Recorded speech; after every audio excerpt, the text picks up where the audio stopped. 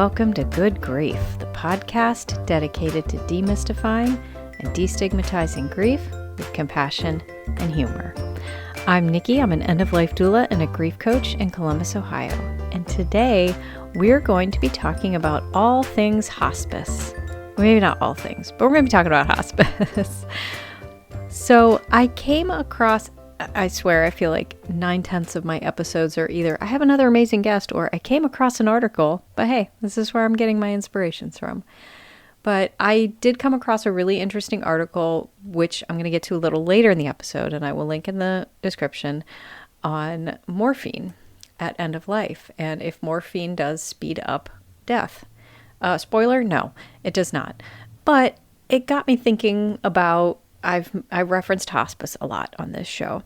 And I've been wanting to do an episode fully devoted to hospice for a while anyway, so I'm just going to kind of bring that in, and we're going to talk about hospice and the use of morphine. Again, that's just going to be a little bit at the end. So before I say anything else, I will be discussing, obviously, the use of morphine at end of life and hospice care at the end of life and some medical things. So there might be some I do most of this without a script, you guys. I kind of just read some stuff, give some plot points out on an outline and go. So I don't know exactly what I'm going to say, but there are a couple things I'm going to get into about what happens in your body at end of life. So if medical type things are too much for you, you might want to give this one a pass or, skim past some bits just so we're all on the same page. Okay. So with that, did you know I have a Patreon? I got to do it. You guys, I desperately need your support on patreon.com/Nikki the Death Doula. I would love, love, love to have your support. I'm transparent here. I lost a couple patrons. My income from that went down. And I would love to be doing more, giving more of my time in the community and helping. And I can't do that without your support. So I would love, love, love, love. You can, as little as $1 a month, you can support me. The higher tiers, you can obviously get more benefits. Check it out. Go to patreon.com/Nikki the Death Doula. I'll give you a shout out on the podcast. And at any, you know what? For a while, it was like only people who are in the upper tiers. Anybody who comes to my Patreon now, I will give you a shout out on this podcast. And I will happily say your name if that will, help sway you in here.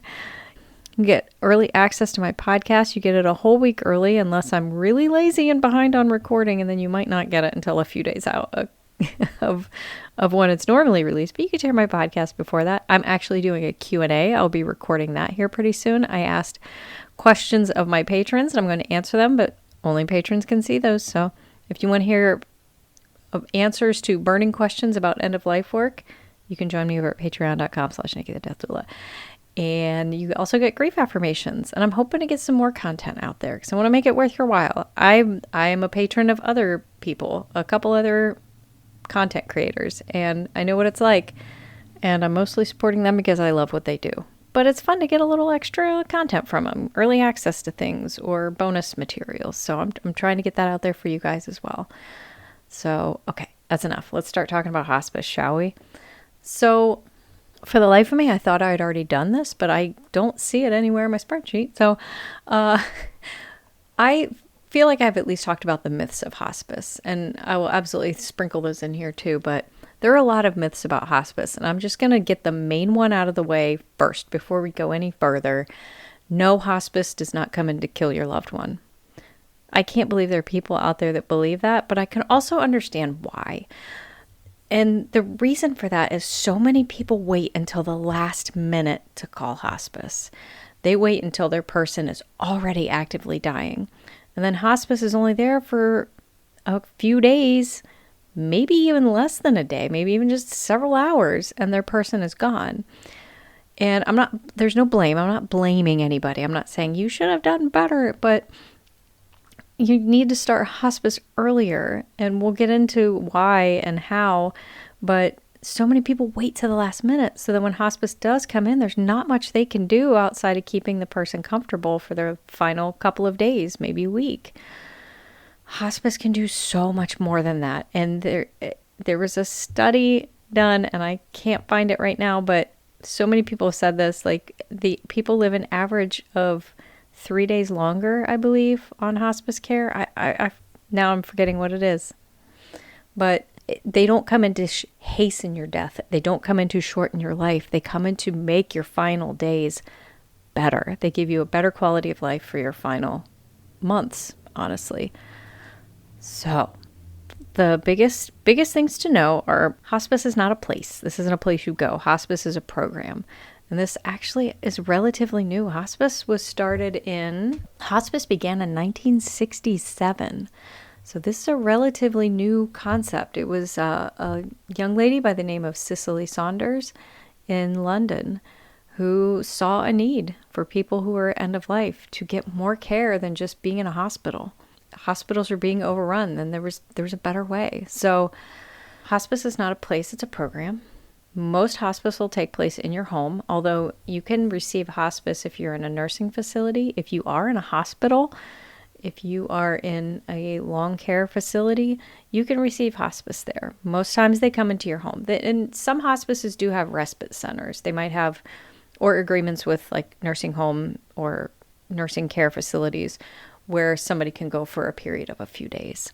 I volunteer at one of those such places where it's a respite center. I think you have a max of 5 days, maybe. They've let people stay longer. They're not going to kick you out. But if you're at home and your family needs to take a break or take a vacation or, something's going on and they can't be at home to help care for you, they can take them to a respite center. Sometimes it's to get symptoms under control too.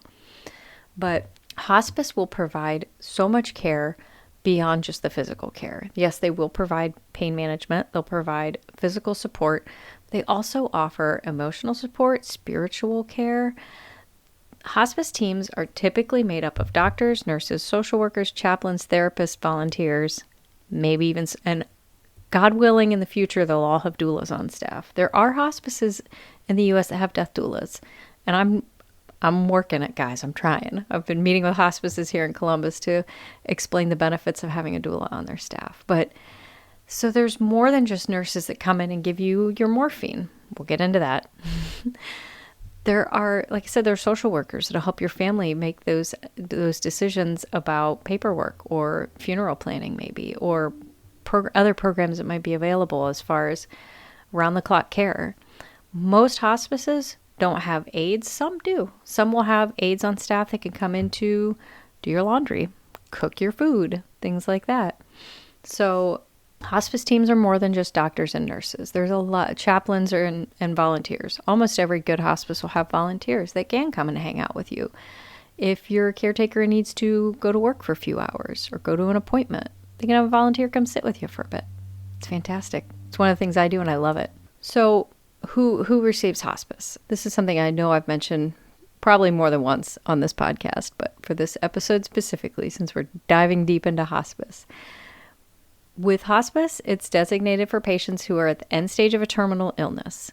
And this is people with a life expectancy of 6 months or less if the disease is following its course. Okay, that's like a technical way of putting it. But it's not just for the patients, and it's not always a rigid, 6 months and you're out. So they'll have an evaluation and they'll reevaluate you. I've known people who've gone into hospice and gone off of hospice and gone back in and gone back out. There are people who've been in hospice for years because they're just living longer than were expected. But the key here is 6 months or less. And I say it all the time, and I'm going to keep saying it here too, start hospice early. The minute you decide to stop receiving treatment, start hospice. This is the time to do it because they can help make the most of your final months. As long as you've got that 6 months prognosis or less, they can make those 6 months so much better than if you just went on it on your own, right? So let's talk about some of the services. Like I said, pain and symptom management. That's a big one. They'll help alleviate any symptoms from whatever your disease might be and make sure you're comfortable. And let's go ahead and talk about, since we're there, let's go ahead and talk about the morphine. The article I read was, does morphine speed up your death? No, I've already said that. It does not. It absolutely does not. That is not true. It's not at all the case. And no, hospice doesn't come in and just automatically start plying you with morphine so that you're unconscious. That is not what happens. I cannot emphasize that enough. In some cases, they might not give it to you, because here's the fun part. Whoever the dying person is, they have got the final say on this. As long as they're still mentally capable of making these decisions for themselves, they got the say. If you don't want morphine, they won't give it to you. If you tell them very firmly, I do not want morphine, they will not give it to you. They're not going to force it on anybody. They don't shove it down your throat. Okay?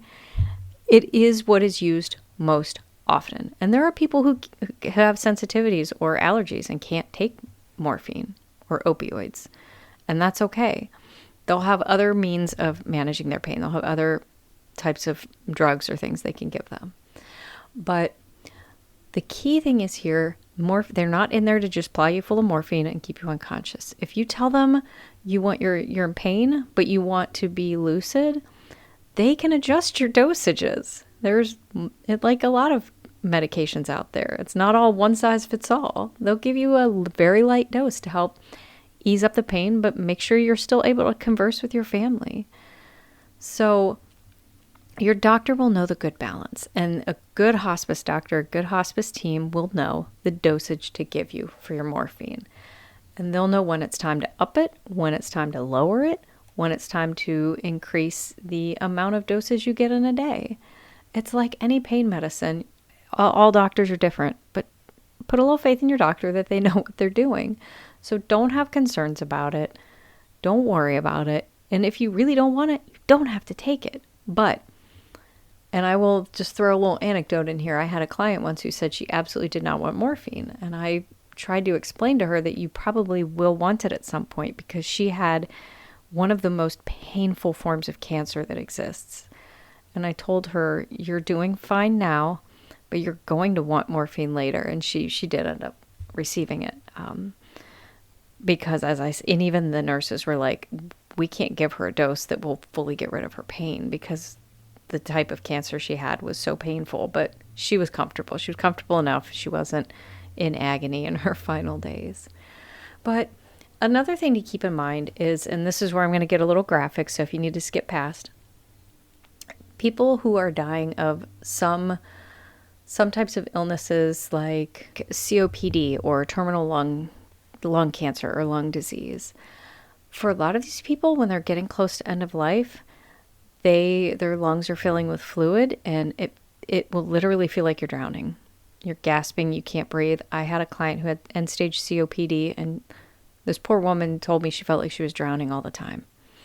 And morphine doesn't just ease pain, it can actually help dilate the blood vessels, allowing circulation to be a little better within the respiratory system, making it easier for the lungs to expel some of that, get some of the bad like CO2 out of there and get the good stuff in. It can help them be calmer too, so their breathing slows down, so they don't have that panicked breathing. They don't feel like they're suffocating.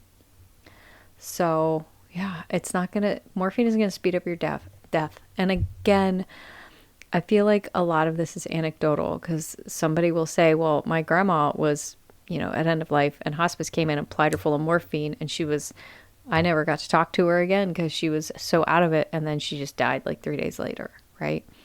Well, grandma might have already been really close to death at that point, and maybe she was just in that much pain.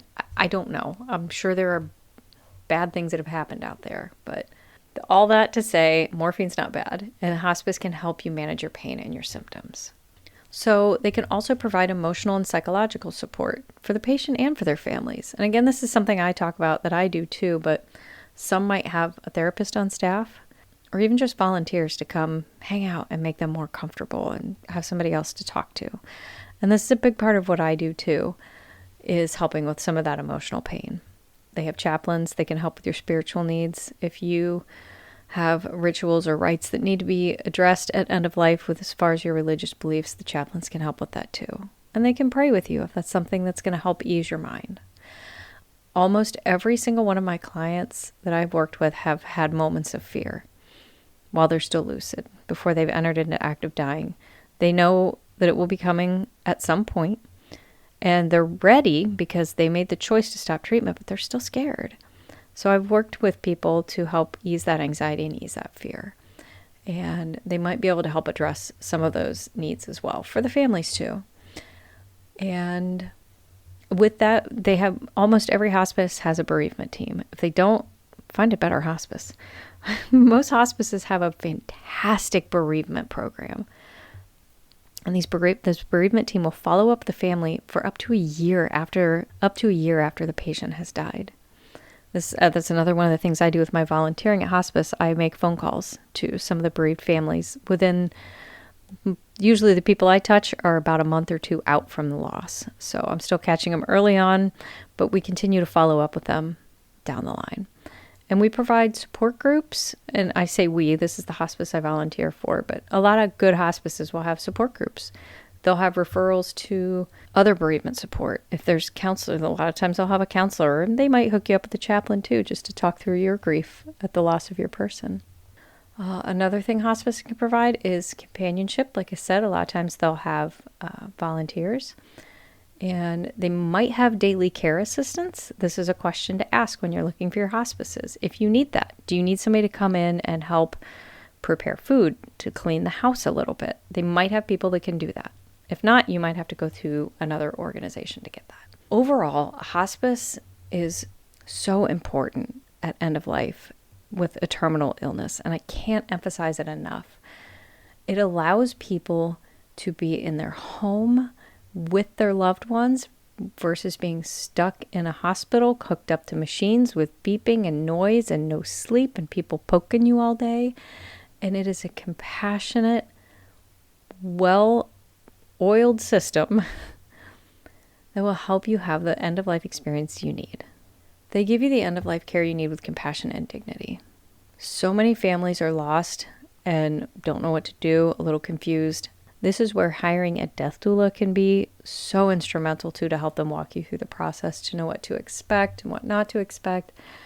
But if you've never dealt with somebody at end of life, there's so much going on. It's so scary. It's so confusing. And there's a lot of moving parts.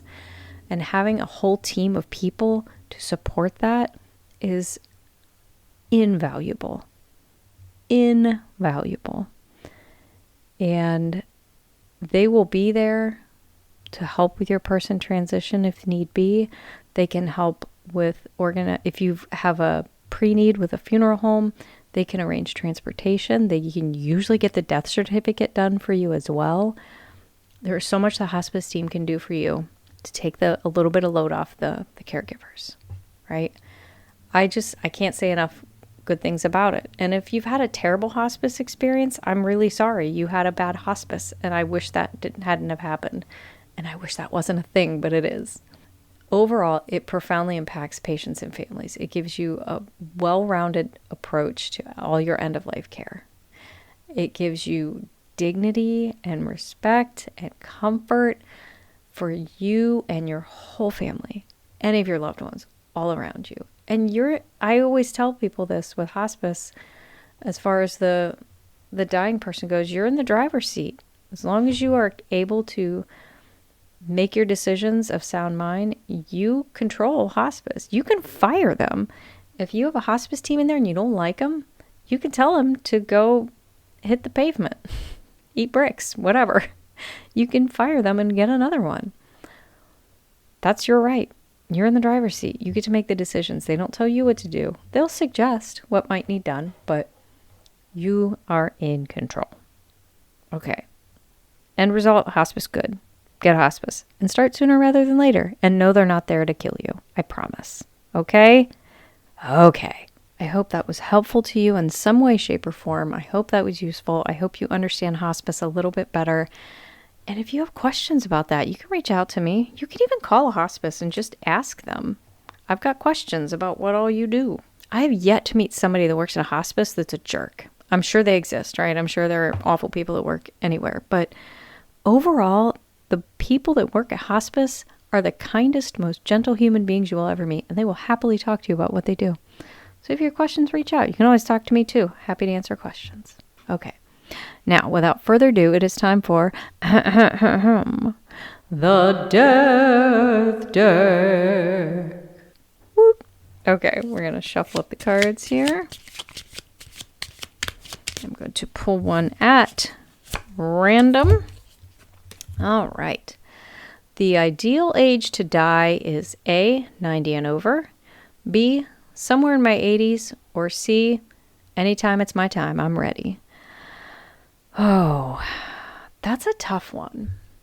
So I personally would say, like my gut reaction is to say A, 90 and over. But I don't know. I kind of can see the value in all of these. I think it depends on your quality of life. Because if I am in absolutely horrible condition and just filled with ailments and sick, and I'm 95, that could be awful. So I think it's just the ideal age to die. I don't know. In part C, and if it's my time, it's my time. I'm ready. I'm comfortable with the fact that do I want to die right now? No, but I'm comfortable with the fact that I will die, and there's not much I can do about that. Yeah, I have more I want to do with my life, so let's hope it's not soon. But if it's my time, it's my time. I'm scared, sure, but I'm also comfortable with the fact, if that makes any sense. All right. I'd be curious to hear your answer to the death debt question. Leave me a comment on any of my socials or reach out to me. You can, I was about to say you can slide into my DMs. No. You can DM me though if you want to tell me your answer to the death debt question. You can find me on Facebook, Instagram, and TikTok, all at Nikki the Death Doula. I really would love to hear from you. You can find me online too at nikkithedeathdoula.com. You can find me on Patreon at patreon.com/nikkithedeathdoula. And that is it. I hope you all are well. I hope you're having a wonderful week. And remember, as always, your grief is yours. Your feelings are valid. Grief doesn't always have to suck.